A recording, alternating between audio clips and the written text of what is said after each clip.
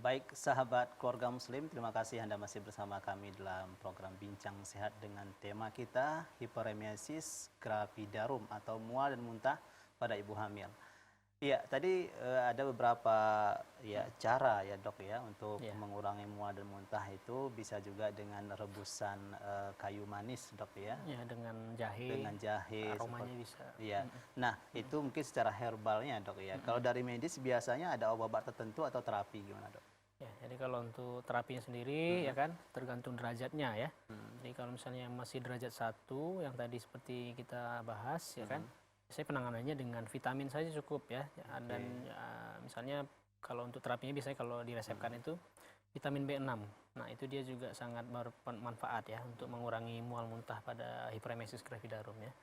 Tapi kalau misalnya dia sudah sampai mual muntahnya berlebihan ya, jadi bisa kita tambahkan dengan obat-obatan antiemetik namanya, obat anti muntah. Ya kan, seperti contohnya misalnya kalau dari kitanya ya kan ada ondansetron atau metoclopramid. Nah, seperti itu. Tapi memang dia harus diresepkan sama dokter ya. Iya, iya, iya. Nah, Jangan seperti beli itu. sembarang di Jangan apotek. karena memang dia ada salah satu obat itu seperti metoclopramid itu dia Iya, ada efek samping yang kurang bagus terhadap tubuh kita ya. iya, iya. Jadi dia pemakaiannya harus sesuai dosis yang optimal seperti itu. Nah, kalau misalnya dengan obat-obatan tadi ya kan dengan vitamin terus anti muntah ya Iya. kan. Dan juga ada jenis obat lainnya seperti misalnya diphenhydramin itu ya untuk mengurangi mualnya juga dalam golongan antihistamin kita bilang kalau diphenhydramin itu ya. Ya itu juga selain itu ya. Selain dengan obat-obatan dan obat makan, itu kita kan obat makan ya biasanya ya. Kalau misalnya masih belum tertangani juga ya kan, maka kita anjurkan untuk supaya dirawat inap. Sebenarnya kalau dia sudah rawat inap berarti pada kondisinya si ibu tadi sudah mengalami dehidrasi ya kan, dan juga sudah mulai lemas ya kan, bisa sampai penuh kesadaran. Nah kalau sudah seperti itu, ya biasanya kita obat-obatannya itu nggak bisa lagi lewat mulut ya, karena eh, dia sudah muntah-muntah terus ya kan. Iya, iya. Ketika kita berikan obat ya kan, justru dia muntahkan lagi nanti obatnya. Nah, karena seperti itu biasanya kita rawat inap. Jadi obat-obatannya itu kita masukkan melalui infus, dan tambahannya juga untuk penanganannya adalah dengan cairan tadi ya. Jadi infusnya itu juga sebagai penanganannya untuk dehidrasinya ya. Jadi obat-obatan seperti anti muntahnya juga bisa dimasukkan melalui infus seperti itu. Oke. Dengan demikian insya Allah ini sembuh dok. Ya, insya Allah Seperti sembuh. itu. Iya. Baik dok, selain pengobatan tentunya pengobatan itu sangat penting. Tapi sebelum pengobatan pencegahan itu lebih penting lagi Ya, sebenarnya dok ya. pencegahan Nah lebih penting untuk lagi. kasus seperti penyakit seperti ini apa yang harus dilakukan ibu hamil dok? Ya, jadi tips-tipsnya ya kan Iya. untuk mencegahnya ya. Jadi pertama dari pola makannya itu yang paling penting ya, dari pola makannya ya kan. Dia seperti tadi kita bahas itu sedikit tapi sering ya kan, jangan langsung sekali porsi banyak karena justru nanti akan merasa penuh.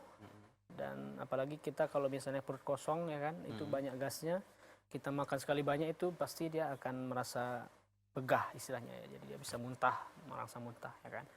Yang kedua, istirahat yang cukup ya Iya, kan, iya. istirahat yang cukup, apalagi ibu hamil ya kan, biasanya apalagi untuk trimester pertama ya, kalau bisa aktivitasnya jangan yang terlalu berat. Iya. Seperti itu ya. Ini dianjurkan untuk cuti kerja dok ya, kalau memang kerja Iya, kalau memang seperti itu. kerja ya istilahnya kalau kerjanya berat diusahakan supaya cuti, atau kalau misalnya istilahnya kerjanya tidak terlalu berat ya nggak apa-apa, Betul. anjurkan aja gitu ya. Oke, Nah, iya. kemudian itu tadi ya, salah satu anjuran juga yang ketiga adalah ketika kita bangun misalnya untuk salat tahajud ya kan, atau salat subuh ya kan, maka anjurannya supaya makan kue-kue kecil tadi atau roti-roti ya kan. Ya, supaya lambungnya tidak kosong sehingga waktu paginya dia tidak terlalu kosong perutnya ya kan. Jadinya dia tidak terlalu mual dan muntah. Selain roti, kalau buah-buahan apa yang dianjurkan? Ya, kalau buah-buahan ya kalau bisa jangan yang asam ya, misalnya seperti buah-buahan pisang misalnya, atau Kurma pepaya, boleh juga, kurma ya. Jadi sangat bagus ya kurma. Kemudian kita bantu juga dengan minum madu ya, madu ya kan. Nah, seperti itu. Kemudian hindarilah ya kan makan makanan yang seperti tadi ya, Pedas. asam, yang pedas ya kan, yang mentah ya. Jadi selain itu juga sebenarnya ada ini ya, ada sedikit informasi ya kan, kalau misalnya sayur-sayuran yang mentah terutama ya kan. Iya. Itu dia bisa ada kuman-kuman berupa virus atau parasit di situ kayak toksoplasma ya. Iya, Jadi iya, dia iya. sangat berbahaya kalau misalnya kita sampai masuk ke tubuh ibu hamil dan masuk ke janin bisa membahayakan kandungannya Oke, seperti ini itu. bagi ibu hamil yang biasa sebelum hamil mungkin mengkonsumsi lalap-lalapan dok ya, suka Lalap-lalapan. dengan lalapan, ini tentunya ini harus ya dikurangi dok ya, Ya, seperti itu. dikurangi. Atau memang mencucinya itu dengan air panas misalnya Ya, seperti itu dok dicuci ya. bersih. Oke. Dan biasanya kalau apa memang dianjurkan supaya makannya itu dimasak gitu. Dimasak. Masak betul-betul masak, jangan mentah. Nah, istilahnya seperti itu. Oke. Nah, untuk suplemen sendiri ini dianjurkan nggak dok? Nah, kalau ibu hamil ya untuk suplemen terutama kita berikan biasanya asam folat ya. Itu dia bagus untuk perkembangan janin dan juga mencegah supaya tidak terjadi ada namanya penyakit defek tabung saraf. Jadi dia kayak ada gangguan di sumsum tulang ya. Penyakit saraf dia bisa dicegah dengan meningkatkan konsumsi asam folat. Jadi biasanya kalau kita di praktek sehari-hari ya, kalau ibu hamil rutin kita kasih vitamin asam folat dan juga zat besi juga ya. Karena ibu hamil cenderung biasanya dia akan mengalami anemia atau kurang darah seperti itu ya. Jadi biasanya kita tambahkan pemberian tablet besi ya seperti itu. Oke. Nah, biasanya kalau orang diet itu kan harus banyak mengurangi yang namanya karbon gitu dok ya, karbo Ya, atau karbo. kalori seperti itu, meningkatkan protein. Nah, kalau untuk ibu hamil bisa seperti itu juga nggak dok, meningkatkan protein seperti itu? Ya, jadi Memperbanyak kalau protein. untuk protein sendiri memang dianjurkan ya. Karena kan sangat bagus untuk pembangun sel itu ya. Jadi untuk si janin juga bagus ya. Dan kalau untuk karbohidrat sendiri ya, kalau untuk di awal-awal kehamilan memang dia biasanya dianjurkan jangan terlalu berlebihan juga, tapi tetap harus Tetap ada makan asupan ya juga, kan. dok ya. Cuman kalau misalnya dia pada saat trimester kedua atau tiga ya kan, pada saat dia sudah mau melahirkan, kalau bisa dikurangi ya kan. Karena justru nanti seperti tadi saya bilang ya kan, bisa menyebabkan bisa ada namanya kencing manis pada kehamilan ya kan, bisa meningkatkan kadar gula darah dan juga bisa nanti berakibat si janinnya itu menjadi bayinya bayi besar. Nah, seperti itu bisa menyulitkan kehamilannya dan juga dia bisa juga nanti waktu dia lahir ya kan, waktu dewasa nanti bisa beresiko ya, bisa beresiko menjadi diabetes seperti itu ya.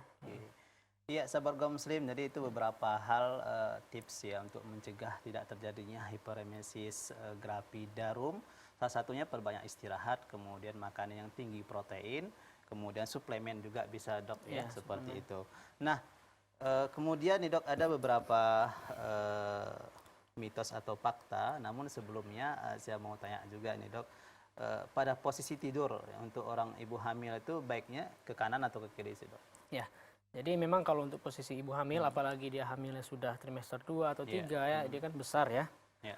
Jadi biasanya anjuran kita tidurnya itu posisinya jangan terlentang ya. Jangan terlentang betul-betul lurus seperti itu. Jadi dia dianjurkan supaya sedikit miring ke kiri. Ya, tujuannya apa? Supaya dia tidak menekan. Ada namanya di perut kita ini ada pembuluh darah besar ya. Ada vena ya. Jadi dia kalau misalnya kita miring ke kiri dia tidak akan menekan terlalu berat gitu ya. Jadi kalau misalnya dia posisinya kan di sebelah kanan ya. Jadi kalau kita miring ke sebelah kiri, janinnya akan mengikuti gravitasi ya kan ke sebelah kiri. Oke. Jadi dia mencegah hal itu terjadi. Jadi yang dianjurkan itu miring sebelah kiri dok Iya, ya. miring sebelah kiri. Ya. Ini mudah-mudahan bagi sahabat kaum muslim ya, khususnya ya ibu hamil, apalagi bagi mereka yang ini pertama kali seperti Ya, itu betul. dok ya. Jadi harus banyak belajar ya seperti itu. Ya. Iya, kemudian nih dok kita masuk ke mitos atau fakta. Nah ini terakhir di seksi terakhir biasa nih dok. Nah ini ada beberapa pernyataan nih dok.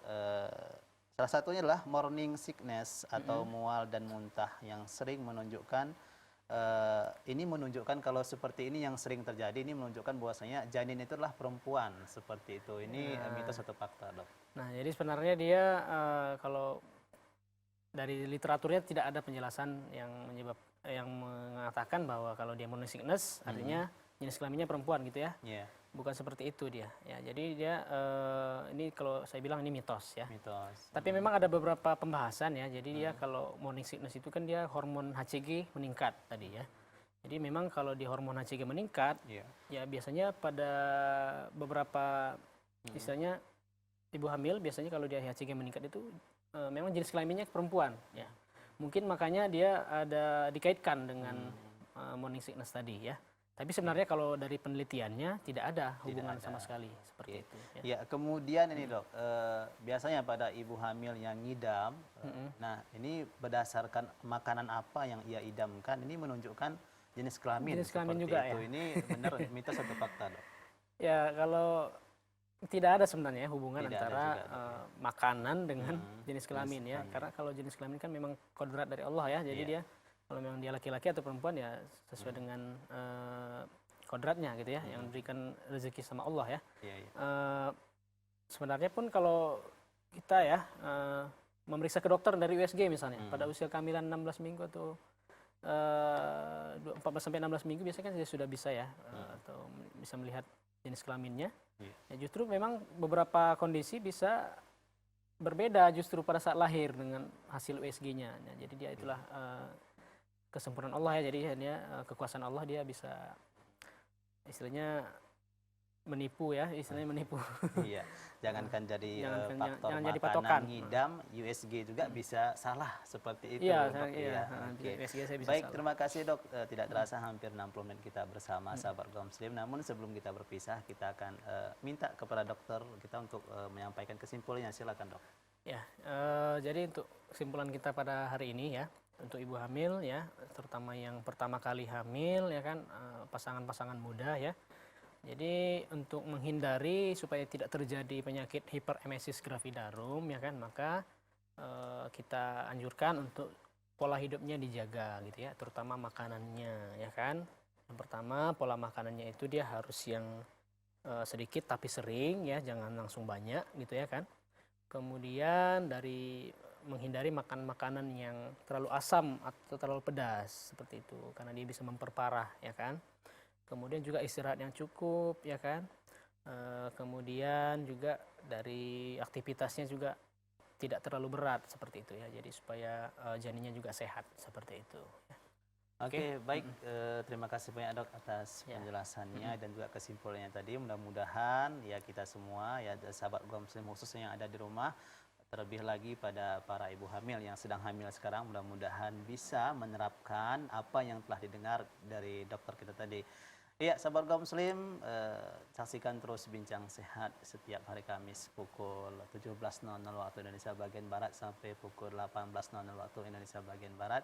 Dan sebelum kita berpisah, kami ucapkan terima kasih banyak juga kepada Hijrah Eksklusif yang telah mensupport program kita ini berupa pakaian yang seperti saya kenakan sekarang ini. Jadi bagi Anda yang ingin memiliki pakaian seperti ini bisa ya langsung mendapatkannya di toko ya Hijrah Eksklusif seperti itu. Ya, sahabat kaum muslim, akhirnya saya Ruslian pamit undur diri. Assalamualaikum warahmatullahi wabarakatuh.